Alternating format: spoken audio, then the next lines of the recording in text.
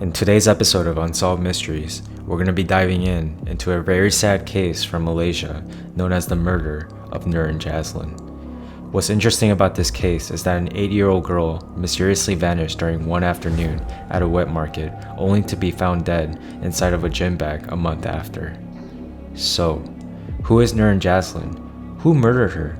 Also, what was the main purpose of the murderer to specifically kill her and place her inside of a gym bag? These are questions that still need answers, but let's dive deep into the clues to come up with our own theories and speculations. Let's get into this case now. On August 20th, 2007, an 80-year-old girl named Nurin Jazlin was reported missing after she went to a night market near her house in Section 1, Wangsa Maju, to buy her favorite hair clip. Almost immediately after the report of her disappearance, there was a huge search for Nurin Jazlin led by the Malaysian authorities, but unfortunately, there weren't any leads. However, on the morning of September 17, 2007, a man rang up the authorities to inform them that a black and blue gym bag with a corpse inside was found in a book distributing company's premises. The bag was first discovered by the company's supervisor, Chang, at around 8:30 a.m. However, she didn't expect the bag because Chang thought it belonged to her manager, Jack Yo, who had just came back from Singapore, but Jack confirmed that it didn't belong to him. He immediately called the cops after he saw a pair of legs in the bag as he was opening it. Upon opening the bag, it contained an unidentified child's naked body, which had been stuffed in the fetal position. According to the Malaysian police, it has been believed that this child had been dead for more than 6 hours before the discovery.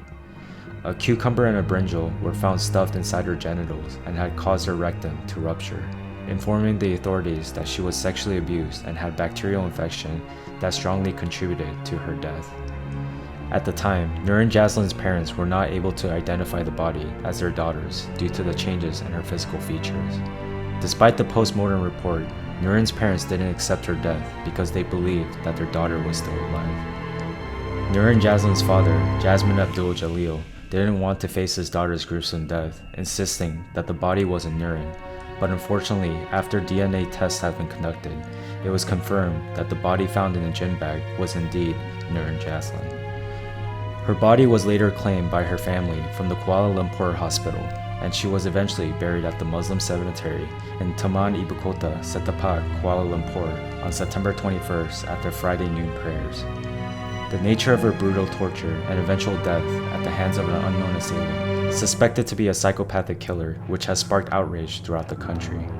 Malaysian media and internet blogs have been filled with anger and disbelief in reaction to the case, and the murder is widely considered to be, quote, the country's most horrifying crime in years, end quote. The case led to a statement by then Prime Minister Abdullah Ahmad Badawi about the possibility of publicizing the list of convicted child sex offenders.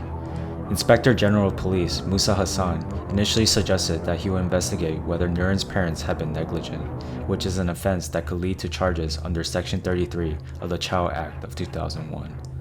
The suggestion provoked an immense public outcry that prominently caught the attention from Lee Lam Thai, the chairman of the Malaysian Crime Prevention Foundation, who responded that punishing the parents further would be extremely unfair.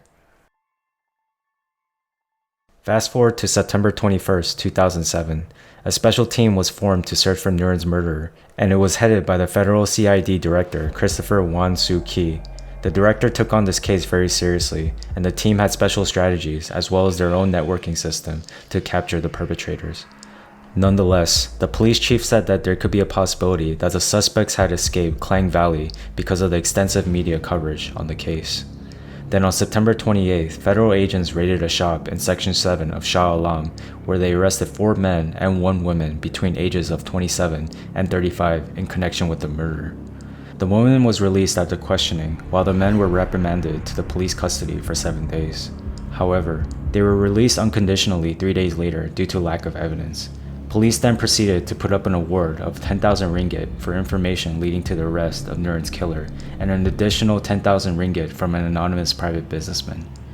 Then on October 1st, the Malaysian police arrested an Indonesian woman at a market in Nalai Negeri, Sembilan. When confronted, the woman attempted to swallow a SIM card she was carrying, which was pretty strange. The police initially refused to reveal the woman's connection to Nurin's case, but the woman turned out to be an illegal immigrant and was sent to Pusat Perubatan University Malaya so that medical officers could try to retrieve the SIM card.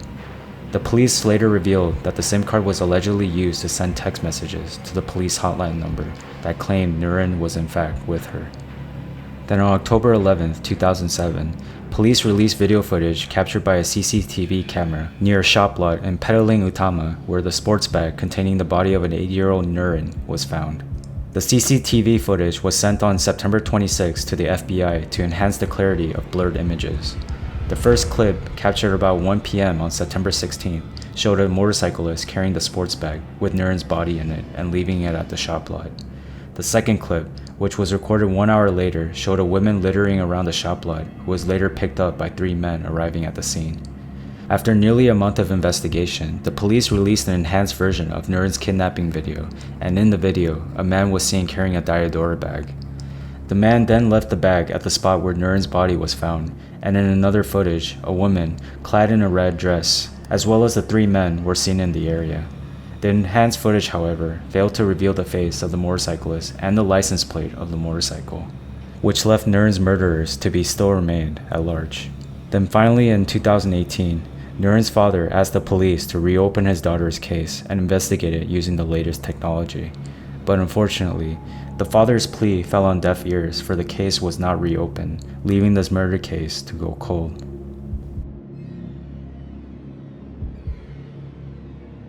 Overall, the death of Nurin Jazlin is very sad and tragic. More than likely, Nurin was abducted by an individual who was part of a bigger group, a group that makes videos of children being sexually abused and tortured, which no children should ever experience. And what's even worse is that the killer has never been caught to this day and is still probably abusing and murdering children somewhere in this cruel world. Whatever the case may be, hearts and prayers go out to Jazlin family, for they have lost an innocent and loving daughter whom they miss still to this day. However, Nurin Jazlin's case also serves as a reminder that parents should always be aware of their children's whereabouts, and they should never allow young kids to go to crowded places like the night market by themselves. So, who kidnapped Nurin Jazlin? Why was she kidnapped and killed? Also, is her murder linked to a larger crime that involves the sexual exploitation of children? These are questions that still need answers, hence why this case is still unsolved.